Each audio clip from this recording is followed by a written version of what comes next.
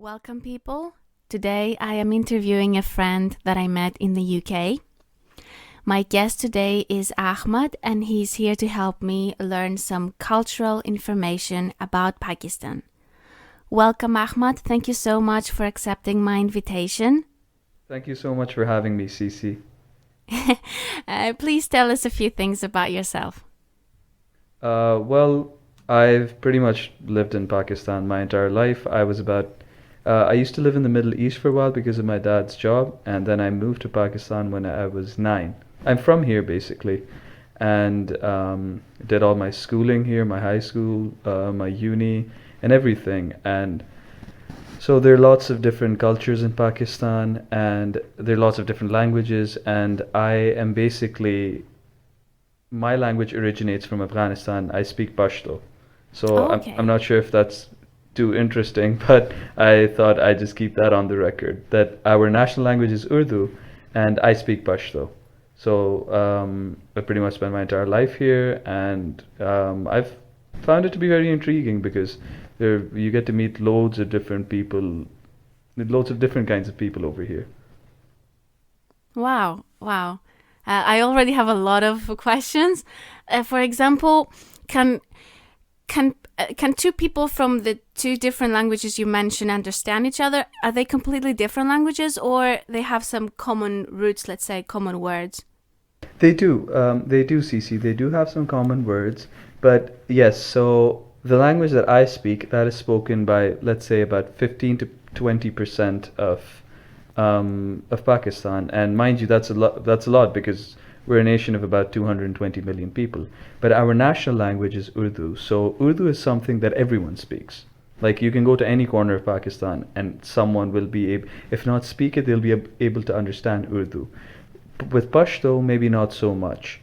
But like if you have to go to a place that you're not familiar with in Pakistan, the standard is speaking in Urdu, sorry, because that is what most people, what everyone will understand and will be able to speak. I see. And I assume that in schools, this is actually the main language that they teach. Is that correct? Actually, well, that really depends because most of the schools you find nowadays, they are the language that we're taught and taught every subject, and the first language is English. So we're taught in English. But then there are lots of schools as well where the first language that the specific subject is taught in is in Urdu as well. But most of the time, you're going to see that the subjects are taught in English. Even to kids like 6 years old? Yes, because if you actually look it up, English is also one of the official languages of Pakistan. But a All lot of right. people in Pakistan might not be able to speak it properly, but the subjects are taught in English. And then even 6-year-olds, Urdu is a separate subject that is learnt as well. But like, let's say if they're studying science or they're studying, well, the 6-year-old's not going to learn biology, but like if they're studying science or just geography or something, it's going to be in English. Okay, wow, that's very interesting actually. I'm gonna ask now the questions as I have them in front of me, Yeah, go ahead. though the one which you just answered was like really interesting. Okay, so when you were a kid, do you recall receiving from your family any practices, any like care practices or home remedies which you used to consider as common treatment practices, but you now know that they were like special cultural practices? Well, definitely. There have been lots of treatments like that. Let's say one of the most common ones, which I don't think is might be too specific to Pakistan, but let's say anytime I had a sore throat. So if I had a sore throat, what my mother would do three or four times a day for me was that she would boil a glass of water and let it cool down for a bit, and she'd add about 1 teaspoon of salt in it, and she'd make me gargle with that salt.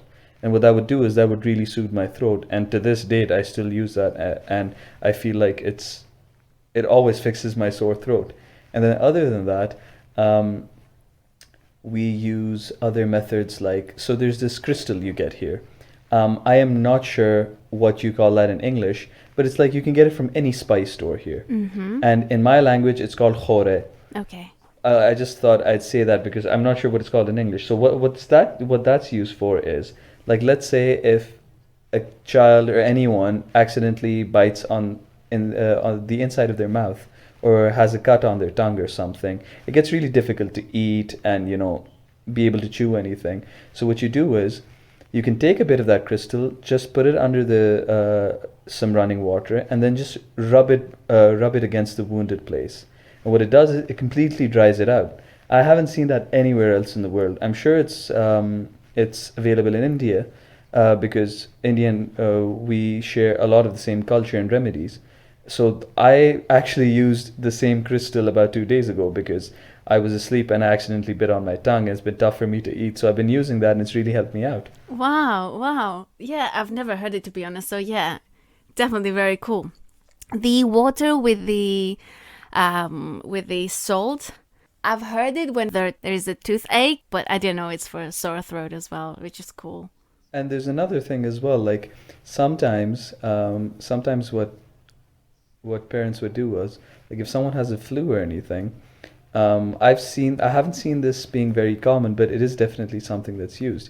So if someone has like a congested chest and they're coughing and they need something to clear that up, so either they would make tea or green tea and they would add a spoon of honey and turmeric in it. So turmeric is extremely strong. We use it in all our dishes as well. But turmeric is supposed to really boost your immunity and it always fights some sort of infection in your body. So that's used as well. I mean, I've been using that for the longest time. Right, so green tea with honey and turmeric. Nice, okay. Okay, so let's move on to the next question. Can you describe to us a thing you were doing as a child with your family or with friends that you used to consider as a common behavior or a common practice, and you now know that it was a special cultural practice? Okay. So at the top of my head, something that was a common cultural practice. So let's say on a special day, like for example, it's the day of Eid, which is one of our religious holidays. The common thing would be that you would walk to the mosque, you'd observe your prayer, and then afterwards you'd pretty much visit every relative's house, or you'd go to all of your neighbors' houses and just to meet them. And usually kids would find that very annoying because like their entire day would be wasted doing that when they could actually be with their friends and with their cousins, and they'd be doing is just playing with fireworks and just having a good time. But that is something culturally that is known. You might not even visit each other the entire year, but on the day of Eid, you're going to visit people you might not have even met for the entire year, for years on a straight end. So that is something culturally that we practice very, very consistently. I see. Let me ask you something. So, in one day, you could go to a lot of houses, or you all meet in one house for the day? Oh, well, it could be both. So I mean, I can tell you easily that there have been times where I've been to about 20 different people's houses. In one day? And then they have their own families in one day. Wow. And then on the same day, in the evenings or at night for dinner, then like 50 to 100 different people come over to your house, like your relatives and your friends and all. So that's very common. Okay. Wow. And then you're bloated by the end of the day because you go to everyone's house and they force you to have tea or something to eat. And then you keep telling them that it's okay, we have to visit someone else as well, but they force you to stay in to make you eat. And then the entire cycle repeats itself when you keep visiting other people as well. Well, I would be offended if you would come to my place and you wouldn't like try what I'm offering you. So I get the point. But yes, I Exactly, that's why we ended up having to do it. Nice. It's a nice custom there. I like that. It is. It's really great. It is great. It can be quite hectic, but honestly, it's very.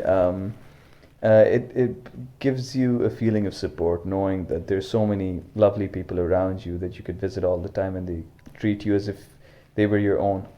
And is this celebration in a particular day of the year? So this celebration happens twice a year. Once at the end of Ramadan. So Ramadan is the month of fasting. So it's once at the end of Ramadan when Ramadan has ended, and then you celebrate it as something like it's sort of a celebration where you celebrate that Ramadan went really well and it's over now, and then you celebrate it by, you know, having feasts and meeting your family and your friends. And then there's one Ramadan, which is called there's one Eid, which is a few months after that, and that is basically the sacrificial Eid. In those days, what happens is a lot of people buy different cattle and goats and stuff, and they sacrifice them. So once they have their meat, they can spread it to the poor people who can't afford to eat meat. So that's also a huge celebration that you're able to buy all of that and you give all that away to poor people who the entire year might not have even had a decent meal to eat, because meat is much more expensive than eating vegetables, something that poor people can afford.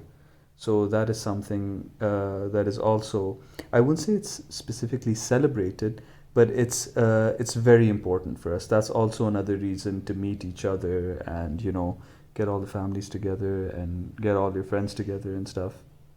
If that makes sense. Yeah, yeah, of course. Amazing, amazing. Very nice. Okay, let's move on. Could you please describe to me a typical day of your childhood at any age? Okay, so a typical day of my childhood. I can recall something from like when I was in fifth or sixth grade. So it would be my mother, you know, banging on my door at 7 a.m. in the morning so I could wake up for school, and I'd always end up being late because I was always very close to missing the bus. So then till the afternoon I'd be in school till about 2. I'd come home, and then usually when I came home, so there was another school close by and my cousins used to go there. So what they would usually do is when they were done with school, they'd come over to my house because my house is closer to their school than their houses. So they'd be there, I'd have lunch with them, and we'd just be sitting around watching TV or something. And then by the time they left, it was about 2 hours before sundown. So that's the time I used to go out into the street, and all the boys from the street used to come out, and we used to either play cricket or football. And then as soon as we started getting a bit older, we kind of stopped playing and we just started hanging out more the way guys do, and we just started, just chilling more.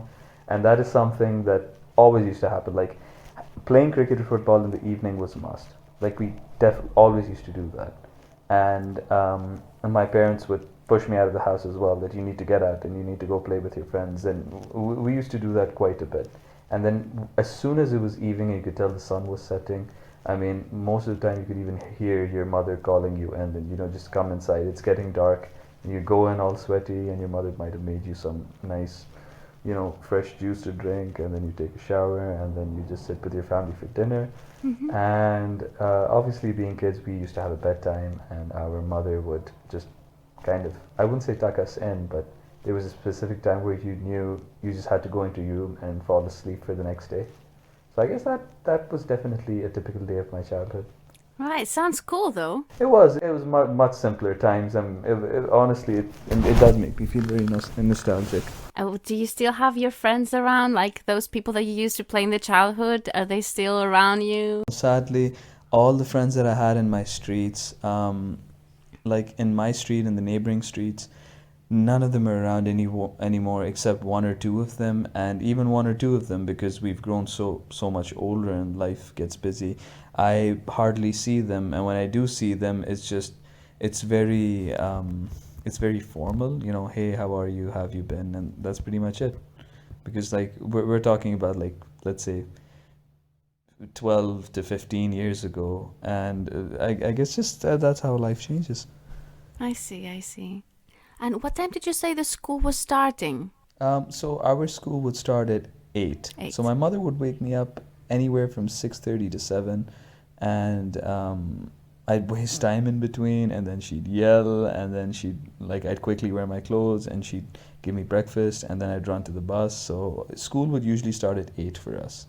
It was the same for us as well, by the way. We had as well 8 o'clock. Oh, okay. Yeah, and then it would finish 2 o'clock like yours, so it's really similar. Oh, okay, yeah. So school would definitely, we used to just get like a half an hour or a 20-minute break in between all those classes. So it would be straight from 8 to 2.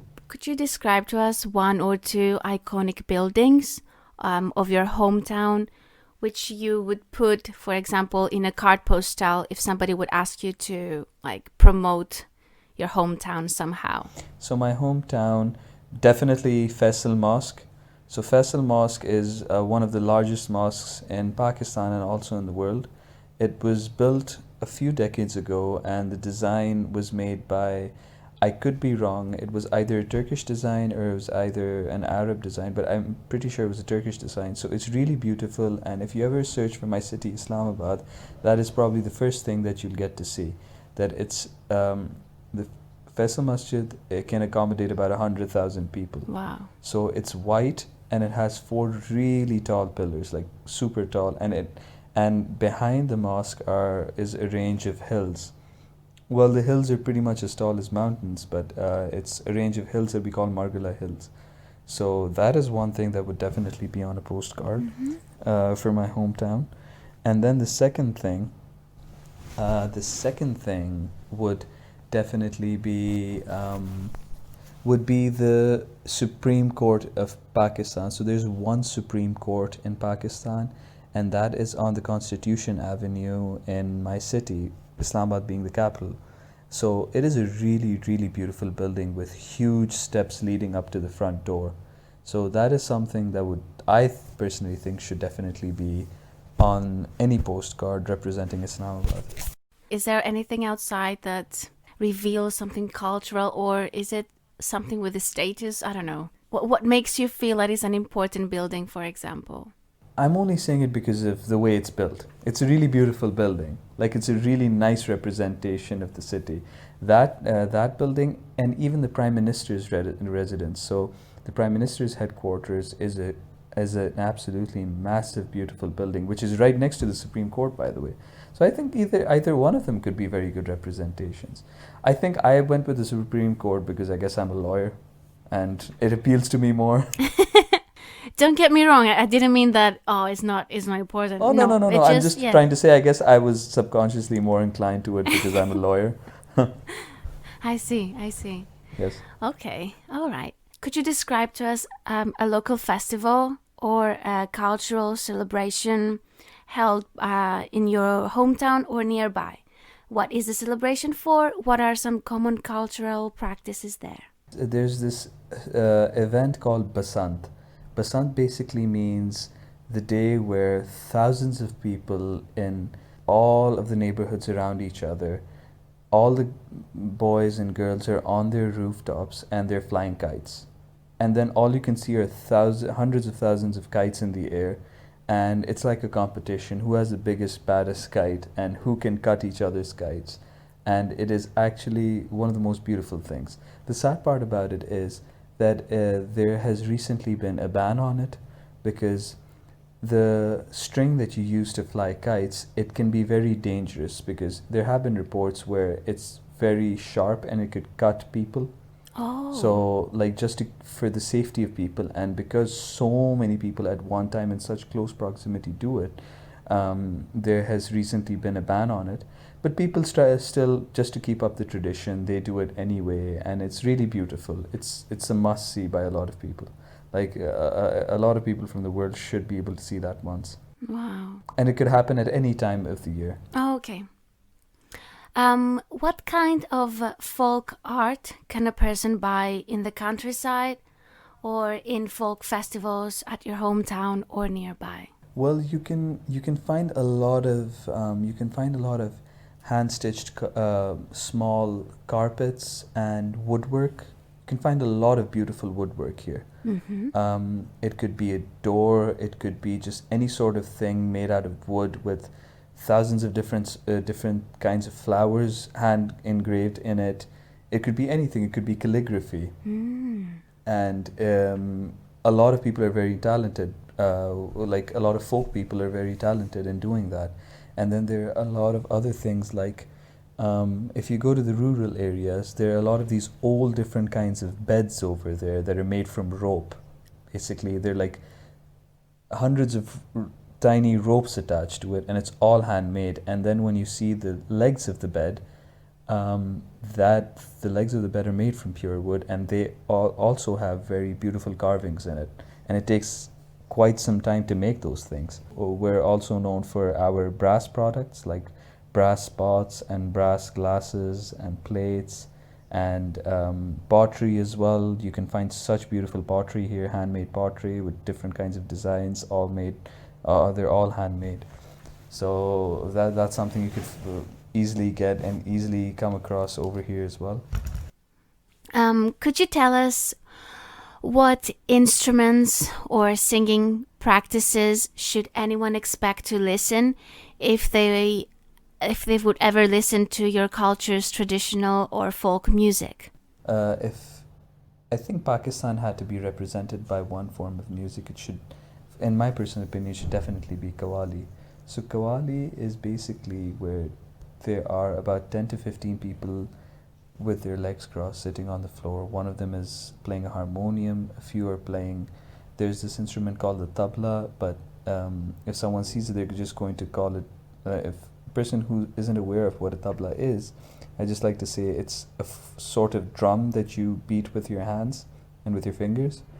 And so basic concept of Qawwali is one song of theirs will last for about half an hour to 40 minutes, and it's going to be very emotional, it's going to be fast-paced, it's going to be slow-paced, and what they're usually singing is poetry. They've turned poetry into something they can sing, and it is extremely beautiful because they have extremely powerful voices. The fact that they can perform for hours and their voices aren't affected by anything, and it's very moving because there might be one person who's the lead singer of them, and then there are going to be 7 or 8 behind them, and they're going to be repeating his words all together in the same harmony, and honestly, it sounds beautiful. Wow. And could I ask, are there for example, if you would go to such an event that would be those people that sing this poetry, would you know in advance the topic, or it's something that it depends on the person that performs?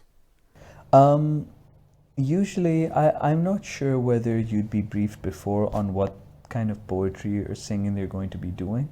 But what happens is, so if any popular artist who performs Qawwali comes to an event, usually what happens is they would normally sing the poetry that they're known for, or people would give them requests. And that's usually how it works. There might be a specific theme to the night where they're only going to sing one sort of poetry, and then there might be nights where they're going to do all kinds. So I guess it really depends. That's very interesting, actually. It's something you should definitely try out. I'm sure I can give a lot of good recommendations. Could you tell us some so we can search afterwards on Google? So there's this, he has passed away now. He passed away quite a while ago, but he's considered to be one of the best Qawwali singers ever. So his name is Nusrat Fateh Ali Khan. So for people who find it that a bit difficult to spell, his first name starts as Nusret, and then it's Ali, Ali, and then it's Khan for Khan. So if anyone searches him on YouTube, his music is everywhere. His music is all over the place, and you could just start off with anything, and then you can get an idea of what Qawwali really is like. And then one other recommendation I would give to people, if they really want to listen to what folk music is all about, they should search for Coke Studio Pakistan. So Coke as in Coca-Cola. So Coca-Cola had this running season which is still going on, and it promotes Pakistani music, and they do all sorts of folk music, including Qawwali and ghazals and every sort of music, and it's done very well. So if anyone wants to get introduced into Pakistani music, they should search for Coke Studio Pakistan. Does this mean that the brand Coca-Cola is promoting the culture of... They endorsed it. They've promoted and endorsed all sorts of folk music from Pakistan. And it's been about more than 12 seasons of Coke Studio now. Yes. It's brilliant. It's brilliant for anyone who wants to give it a try. Okay. Actually, I will. After the podcast, I will have a... Definitely. Hear, yeah, and I will let you know. Of course. Okay, so let's move on to the next question. Can you name a superstition that most people in your hometown hold? You don't need to say if you believe it yourself. There was this really funny thing that would happen in my childhood, and it's not just in like I didn't just hear it in my house; I heard it everywhere. So there's this really funny but yet stupid superstition that so if you're holding a pair of scissors in your hand and you're not really cutting anything and you're using the scissors, you know how you're just sitting with a pair of scissors and you just keep slicing, right? So there's a very silly superstition that if you keep using it without actually cutting anything, your parents are going to fight. So stop doing that. So if I would do that, my mom was going to be like, "You really want me to fight with your father?" I'm like, "What are you talking about?" And then there's this other one for us as well. It's like if you yawn and you don't cover your mouth while you're yawning, you're kind of like the devil's friend or something. And it's really basically what they were trying to say is you're really rude if you yawn in people's faces without covering your mouth. So like they usually say that to kids so they can learn manners. Now we're reaching that question that part, in a way, you answered at the beginning. So the question was like about spoken variations from the main language in Pakistan and if people understand each other. So yeah, we kind of answered this question, but then you know how it is in the UK where people are are proud of their own accent Exactly, and yes. their own dialect and stuff. How is it in Pakistan? Is it the same? Are they How is it? Or do people make fun of other people? Oh yeah, of Do they course. think that my dialect is Of better? course. It's How actually is it? really funny because there are so many different languages in Pakistan. It's insane there how many different languages there are. But if you had to bring it down to a small amount, it would be five. So basically, Pakistan has about five provinces. So there's Gilgit-Baltistan, which is in the extreme north, which has like the tallest mountains in the world and stuff. So they speak Balti. It's a bit similar. It's a bit similar to Chinese because it is right on the border with China. So you know how when two areas are very close to each other, they pick up a lot of each other's language. So it's a bit similar, but not like completely the same or anything.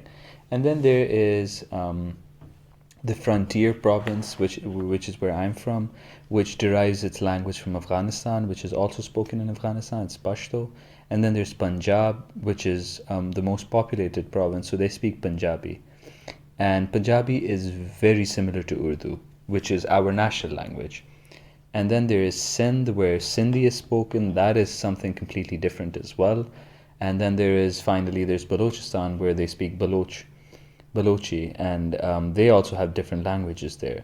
But yes, what happens is, so if there's one person who's from Punjab, they're going to make fun of the accent of people who speak Pashto because to them it's odd and it's really funny and like people are always in good fun making jokes about each other's language and accent and all because like the country is so immense and there's so many different languages that like the province where I'm from, it's only one part of the country. After every after every 20 kilometers the dialect changes. So if you live in the north of the frontier province and you keep traveling down south, by the end of your journey, you might not even be able to understand, even though you might be speaking the same language. The dialect is so different then that you're not even going to be able to understand what they're saying. Has it happened to you? Has it ever happened to you? Oh, definitely. Oh, definitely. Okay. Because like I speak Pashto and I speak it pretty fine. But I have friends who are from the same province but different areas of that province. I do not get a word they say. I have to speak with them in Urdu then because I'm like, dude, I really don't get what you're trying to tell me. It's so different. That's very interesting. Yeah. Okay, now let's move on to the food section. Oh, okay. I'm gonna ask you first about the traditional foods. I remember once you told me about, I will never forget this, about this lamb that you cook, on the earth. Can you tell us, yes, can you describe this to us? Could I find it very cultural? So that is a dish that is also used in the frontier province and in Balochistan, mostly in Balochistan. And it is something that a lot of Middle Eastern countries use as well. So what happens is they'll get a lamb or a goat and first of all, they're going to add all the spices to the goat, like to a whole goat.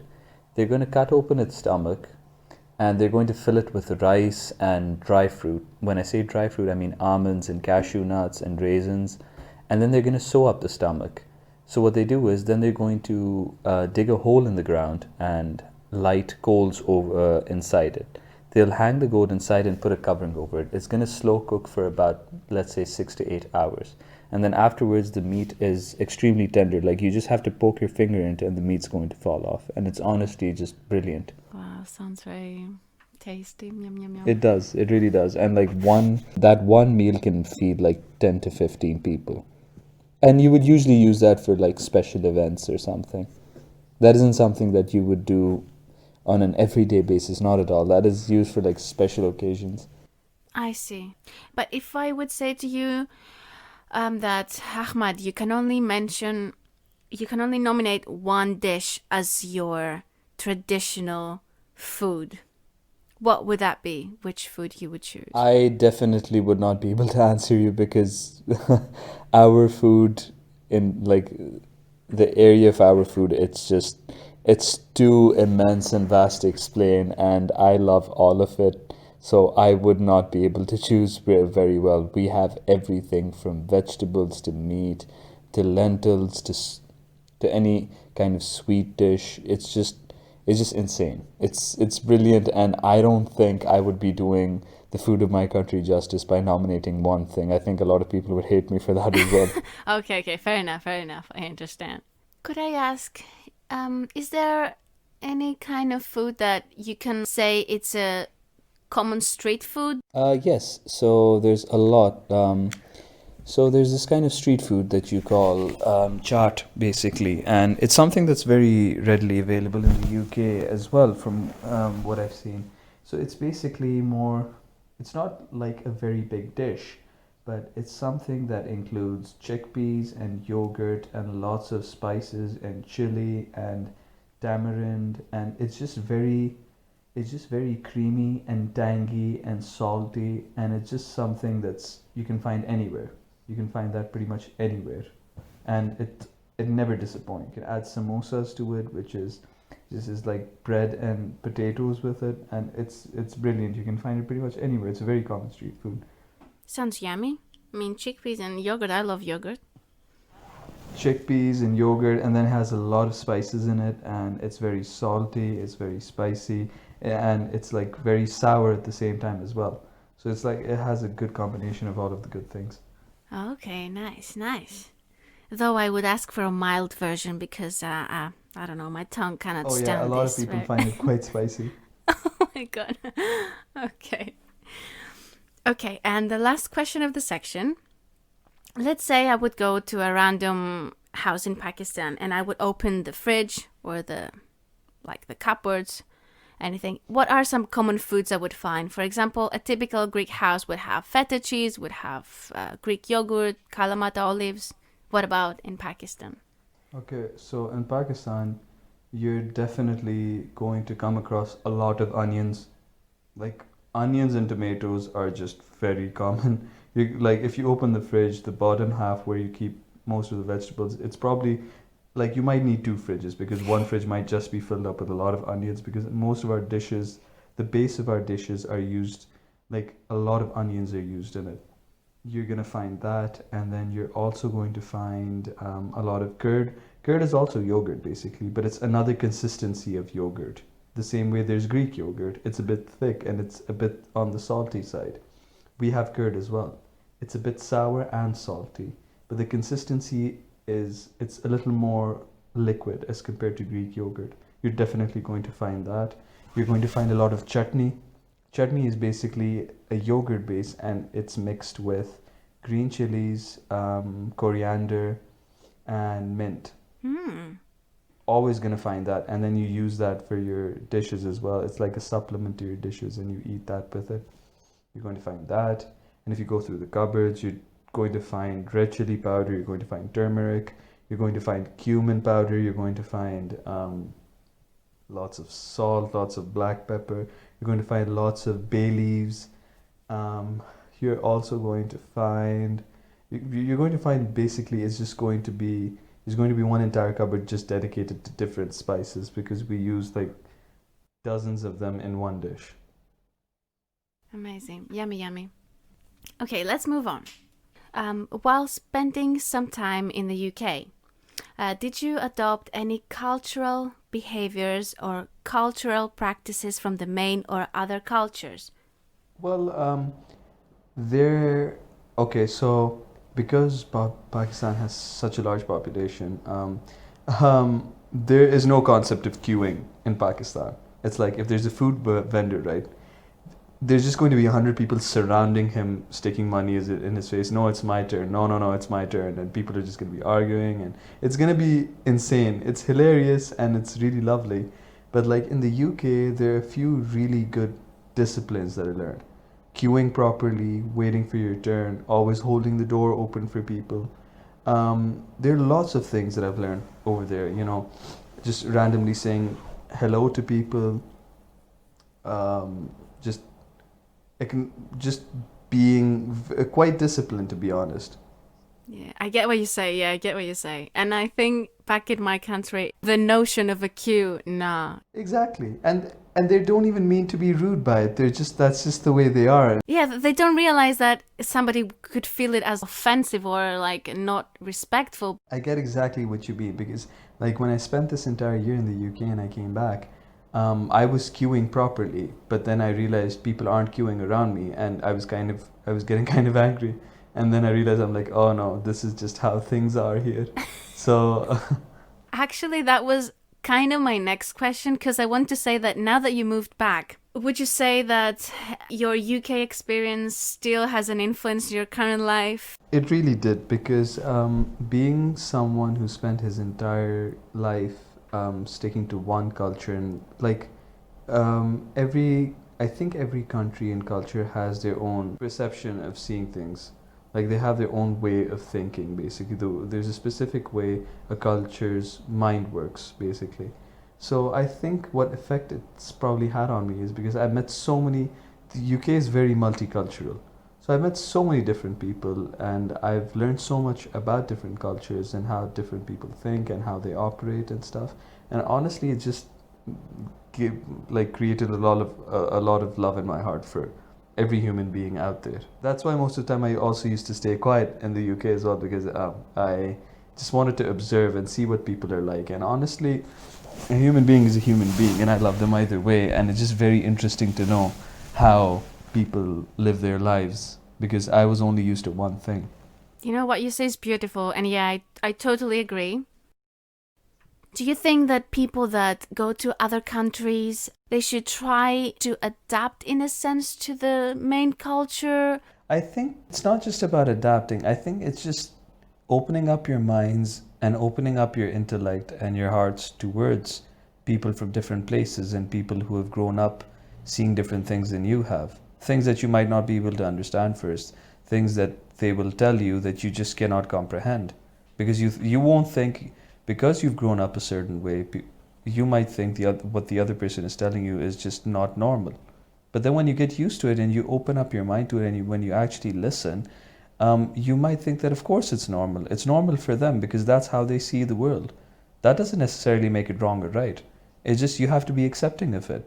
That's what I learned in the UK as well. It's just there were a lot of things that, because of the religion and the culture that I've been brought up in, there were a lot of things that people would say or do that felt wrong to me. But I never said it once.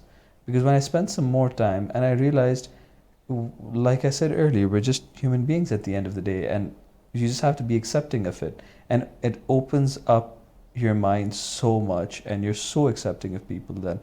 So that doesn't necessarily mean that you have to do what they do. You don't have to necessarily lose your identity because you're used to it and you find it normal for yourself. I think it just means that, you can accept it, you can respect it, it doesn't take much to be kind to the other person and, respect their wishes. And that's how we can help each other, I guess, if that answers your question. Yeah, it does, yeah.